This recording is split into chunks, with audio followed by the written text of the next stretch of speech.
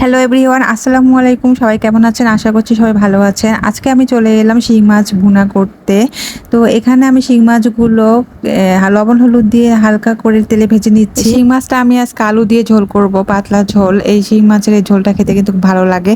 লবণ দিয়ে হালকা করে ভেজে নিচ্ছি। ভাজা হয়ে গেলে আমি শিং মাছগুলো তুলে নেব। তারপর এখানে আমি যে আমার ভাজা হয়ে গেছে, তো আমি আগেই শিং মাছটা ভুনা করার জন্য পেঁয়াজ এবং জিরাটা পাটায় বেটে নিয়েছিলাম মশলাটা। আর এই বাটা মশলা দিয়ে শিং মাছ ভুনাটা করলে কিন্তু বেশি খেতে ভালো লাগে।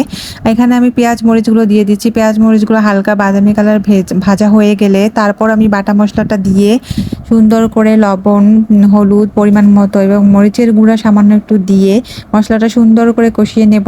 মশলাটা আগে সুন্দর করে পানি দিয়ে ভালো করে কষিয়ে নিতে হবে এবং মশলাটা দিয়ে যাতে কোনো বাজে স্মেল না আসে, এই জন্য সুন্দর করে কষাতে হবে।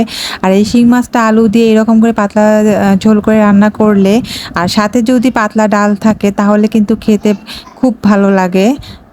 আপনারা সবাই এভাবে ট্রাই করবেন। যেদিন শিং মাছ রান্না করবেন সেদিন অবশ্যই ডাল রান্না করবেন, মসুর পাতলা ডাল। এটা দিয়ে খেয়ে দেখবেন অসাধারণ লাগে খেতে। তো আমি মশলাটা আবার পানি দিয়ে সুন্দর করে কষিয়ে নিচ্ছি। কষানো হয়ে গেলে আমি একটু ঢেকে দিচ্ছি। এই তো আমার মশলার উপরে তেল চলে এসেছে। এখন আমি ভাজা শিং মাছগুলো দিয়ে দিচ্ছি। শিং মাছগুলো দিয়ে মশলাটা খুব ভালো করে কষিয়ে নেব। মশলার সাথে মাছটা কষিয়ে নিয়ে তারপর আমি আবার একটু ঢেকে দেব। এটা ভালোভাবে কষানো হওয়া পর্যন্ত একটু সময় নেব। তারপরে এই যে কষানো হয়ে গেছে, এখন আমি পানি দিয়ে আবার খুব ভালোভাবে কষিয়ে নেব, যাতে মাছের ভিতরে মশলাটা খুব ভালোভাবে ভিতরে ঢুকে যায় এবং মাছের লবণ টবণ খুব ভালোভাবে হয় এবং খেতেও কিন্তু ভালো লাগবে তাহলে। আর কষানোটা ভালো না হলে কিন্তু মাছের ভিতরে লবণ ঢুকবে না, মশলা ঢুকবে না, মাছটা কিন্তু গন্ধ করবে। তাই সুন্দর করে ভালোভাবে কষিয়ে নিতে হবে।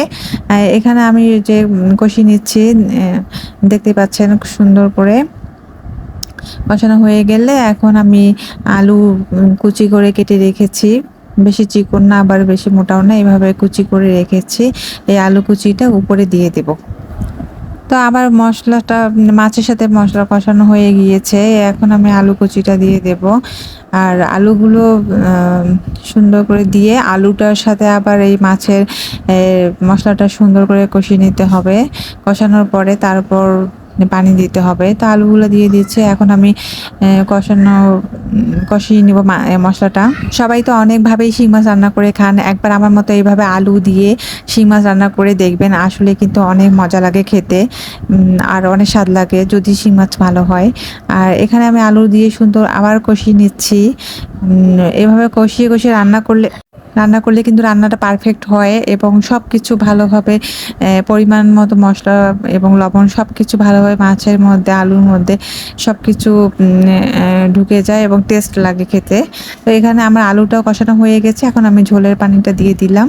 এই ঝোলের পানিটা দিয়ে আলুটা সিদ্ধ হয়ে যাবে এবং মাছ রান্নাটাও হয়ে যাবে। তো ভালোভাবে আলুটা আবার মাছের সাথে নেড়ে আমি এখন ঢাকা দিয়ে দেব। ঢাকা দিয়ে তারপরে একটু বলক উঠলে লবণ টেস্ট করে দেখবো যে লবণ হয়েছে কি না। এই তো আমার রান্নাটা হয়ে গেছে, এখন খাওয়ার পালা।